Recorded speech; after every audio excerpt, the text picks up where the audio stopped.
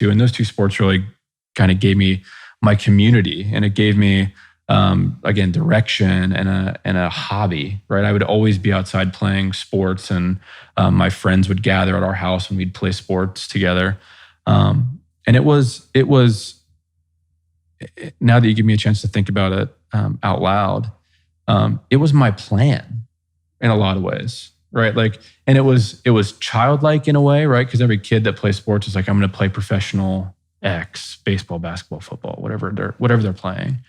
But that really became my plan, right? I was going to go to college and play sports. I was going to do art because I always enjoyed art. I was the doodler growing up.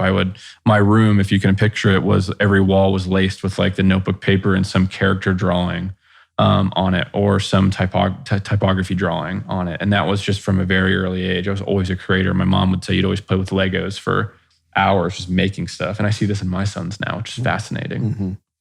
Mm-hmm.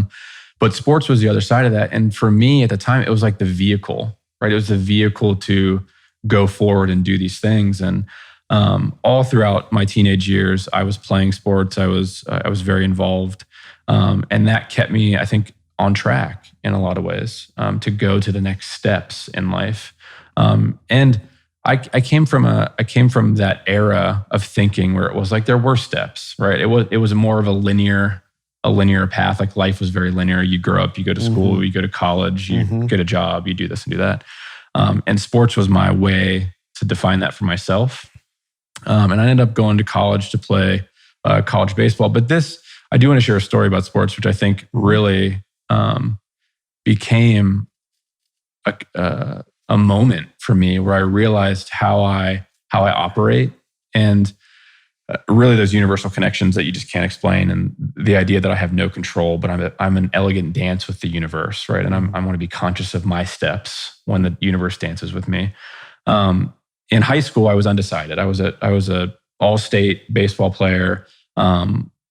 Loved playing the game, and I didn't have a college that I was going to go to, and I wasn't feeling drawn to go anywhere. And late in my senior season, I ended up hitting a home run in a random game on some day of the week. And the opposing team's coach happened to go to a university where he still had a reputation and a connection with the head coach. And come to find out how I get connected to where I ended up going to college, which then sets a huge trajectory for my whole life. He goes home that evening after a high school game. And now do the math in your head on this, right? This high school coach is getting paid a couple $1,000s for a season. He's got a family at home, other things, priorities. For some reason, he goes home and spends his precious time and energy calling his college coach, which he hadn't played for so many years, to tell them about a kid on the opposing team that he should look at. And the coach calls my future college coach, and my college coach says, thanks for the tip. And he ends up coming to watch and invites me out to come to the university. And right when I meet him and the facilities and I step on campus, I have a very intuitive moment where I look at the main hall and I was like, yeah, like I can feel myself going here. And it wasn't logical. It wasn't of mind. It wasn't planned out. Sure. It was very, this feels good.